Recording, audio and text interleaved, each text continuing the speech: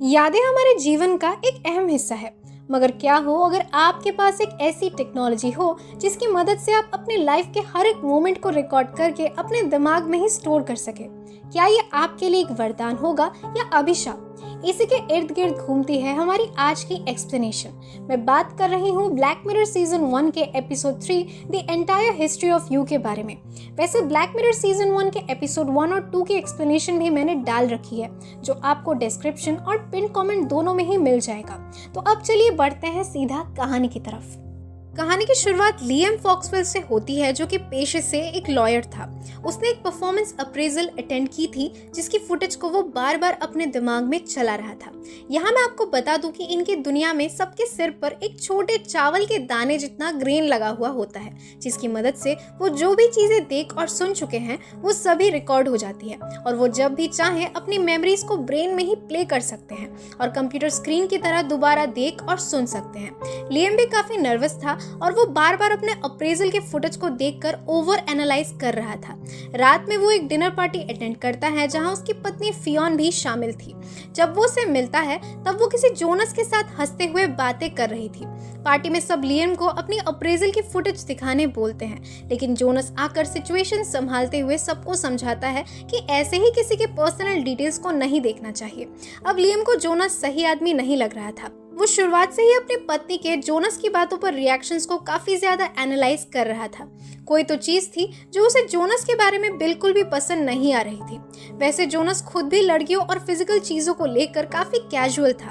Party में हम हेलम नाम की एक और लड़की से इंट्रोड्यूस होते हैं जिसके सर में कोई भी ग्रेन नहीं थी। असल में काफी पहले किसी ने उस पर हमला करके उसे चुरा लिया था। आमतौर पर ऐसे गलत तरीकों से ग्रेन हटाने से लोग अंधे भी बन सकते थे, मगर हेलम इस मामले में बच गई थी। इनफैक्ट वो तो खुश थी कि उसके पास उसकी यादें नहीं थी, क्योंकि ज्यादा एक्यूरेट मेमोरीज की वजह से भी लोगों को प्रॉब्लम्स आ सकती है। एनीवे, लियम भी जोनस के हर एक बात को नोटिस करे जा रहा था, जो हेलम की ग्रेन अटैक वाले जगह को छूकर देखने गया था। उसका जोनस को लेकर ऑब्सेशन इतना बढ़ चुका था कि वो उसे डिनर पर ही इनवाइट कर लेता है, जिसे जोनस एक्सेप्ट भी कर लेता है। इस बात को लेकर पति पत्नी में बहस भी होती है, जहां लियम के हिसाब से उसने जोनस को फियोन के खुशी के लिए बुलाया था, मगर फियोन उसे समझाती है कि वो ओवरथिंक कर रहा था। उसके पास प्रूफ के लिए ग्रेन की मेमोरीज भी थी। एनीवे, पॉइंट ये था कि दोनों ही नहीं चाहते थे कि जोनस उनके घर आए, मगर अब कुछ नहीं हो सकता था। मगर फिर भी बेशर्मों की तरह लियम देर रात का बहाना बनाकर उसे वहां से भगा देता है। जब वो दोनों अकेले होते हैं तब लियम फियोन को कन्फ्रंट करता है और सरप्राइजिंगली बातों बातों में फियोन ये एक्सेप्ट भी कर लेती है कि बहुत पहले 1 महीने के लिए वो जोनस के साथ इन्वॉल्व थी, जो मैराकेश से था। मैराकेश का नाम सुनते ही लियम उसे पहचान जाता है और फियोन से ये पूछने लगता है कि उसने बहुत पहले उसे झूठ क्यों कहा था कि वो मिस्टर मैराकेश के साथ बस 1 हफ्ते के लिए थी। अब उनके बीच अनबन बिल्कुल बढ़ चुकी थी और फियोन उसे ये कह देती है कि लियम बहुत शकी है और पहले भी किसी डैन को लेकर उसने उस पर शक किया था।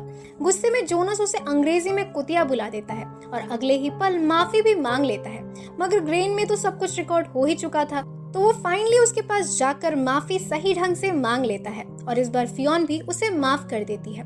दोनों अपने पुराने इंटीमेट मेमोरीज को देखते हुए एक दूसरे के करीब आते हैं। लॉजिक सिंपल है इनका, मेकअप करना हो तो मेकआउट कर लो।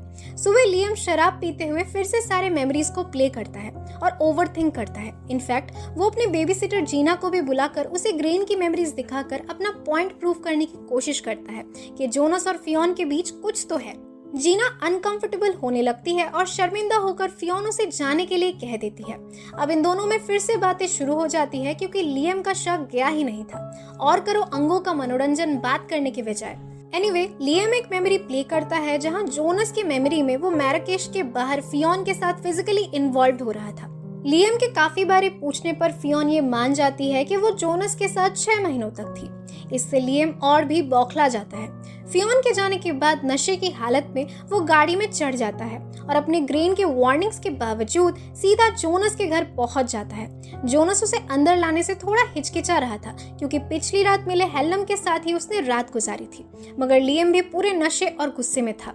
वो जबरदस्ती अंदर आकर उसे अनाप शनाप बोलकर भड़काता है और फिर मुद्दे पर आता है। बातें इतनी बढ़ जाती है कि दोनों के बीच काफी हाथापाई हो जाती है। हेलम पुलिस को फोन लगाती है, मगर ग्रेन ना होने की वजह वजह से पुलिस भी उसकी कोई बात सुनने को राजी नहीं थे। इधर लियम जोनस को टूटे हुए कांच की बोतल से डराते हुए फियोन की सारी मेमोरीज डिलीट करने को बोलता है, क्योंकि वो ये बिल्कुल नहीं चाहता था कि उसकी पत्नी के इंटीमेट मोमेंट्स को जोनस बार बार देखकर मजे ले, जो बाय द वे उसकी रेगुलर हैबिट थी। डर के मारे जोनस भी सारी मेमोरीज उसी के सामने डिलीट कर देता है और लियम भी अपनी कार में वापस आकर बैठ जाता है। थोड़ी देर बाद जब उसकी हालत में थोड़ा सुधार आता है, वो अपने यहाँ आने के पहले की मेमोरीज को फिर से प्ले करता है और इस बार उसे ऐसा कुछ दिखता है जिससे वो बिल्कुल टूट चुका था।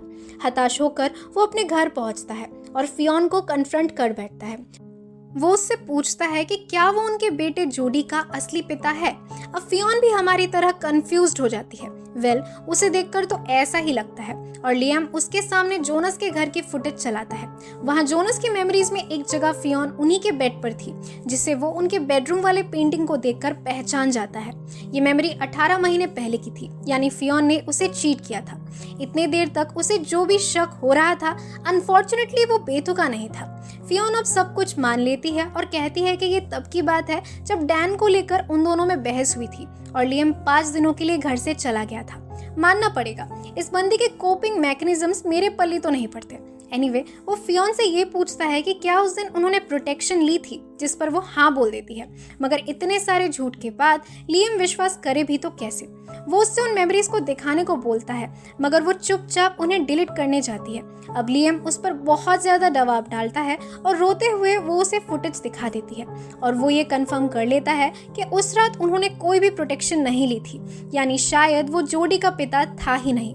अगले सीन में हम लियम को घर में अकेले पाते हैं। फियोन जोडी को लेकर शायद उससे दूर चली गई होगी। वो उन्हें याद करते हुए पुराने मेमोरीज को लगातार प्ले करता रहता है। उनकी यादें उसे अंदर से झकझोर कर रख रही थी, तो उससे और सहन नहीं होता। एक ब्लेड की मदद से वो खुद ही ग्रेन को निकालने की कोशिश करता है, जिसके बाद अचानक ही स्क्रीन काली हो जाती है, जिसका मतलब शायद अब वो अंधा हो चुका हो और एपिसोड यहीं पर खत्म हो जाती है। ग्रेन की बात करी जाए तो ये कुछ नहीं, बस हमारे मेमोरी मिसयूज का रिप्रेजेंटेशन है। असली दुनिया में हम छोटी से छोटी अनबन पर पुराने चैट्स के स्क्रीनशॉट्स निकालकर दूसरे को अक्यूज करने लगते हैं, मगर क्या पुराने चैट्स या बातों को बेस पॉइंट रख के वर्तमान में झगड़ों को फीड करना सही है? हम इंसान हैं और हमसे गलतियां होती रहती हैं। कई बार हम ऐसी चीजें बोल या कर देते हैं जो हम खुद भी नहीं चाहते। उसी बात को लेकर बैठे रहना सही नहीं है। वैसे ही अपनी बुरी यादों को बार बार याद करना हमारे लिए ही हानिकारक है। ये ग्रेन हमारे मेमोरीज की एग्जैजरेटेड स्ट्रॉन्गर रिप्रेजेंटेशन है, जहां हम मेमोरीज को पॉज करके जूम भी कर सकते हैं, यहाँ तक कि लिप रीडिंग भी पॉसिबल है। मगर क्या कुछ चीजें ट्रस्ट के बेसिस पर ही नहीं टिकती? क्या प्राइवेसी का पूरा ब्रेक होना हमारे लिए सही है? एपिसोड के दौरान जब भी कोई पुराने मेमोरीज को रिप्ले करता है, उनकी आंखें धुंधली हो जाती है। ठीक वैसे ही जैसे कि जब हम अतीत के बेसिस पर वर्तमान को समझने की कोशिश करते हैं, तब हम सच्चाई को उसके असली रूप में नहीं देख पाते। हमारी जजमेंट्स भी धुंधली हो जाती है। इस बात का सोशली क्लीन इंडिकेशन भी एपिसोड में ही शामिल है। वहाँ सिचुएशन ऐसी हो गई थी कि हर बात पर प्रूफ में ग्रेन की मेमोरी सबमिट करी जाती है।